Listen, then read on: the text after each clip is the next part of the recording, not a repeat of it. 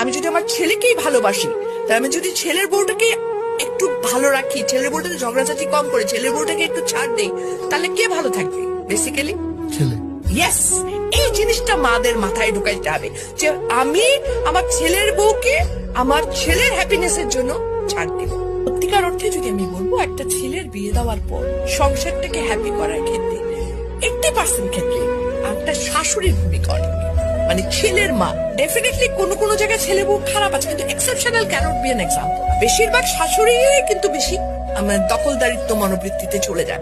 এখানটায় যদি ওনারা একটু ছাড় দিতে পারেন, ওনারা যদি একটু মনে করেন যে না, একটা যখন আমি আমার মেয়ের জামাইকে বলছি কি, আরে আমার মেয়ের জামাই কত ভালো, আমার মেয়েকে কিছুই করতে দেয় না, সারাদিন অফিস থেকে এসেও সে মেয়েকে রান্নায় হেল্প করে।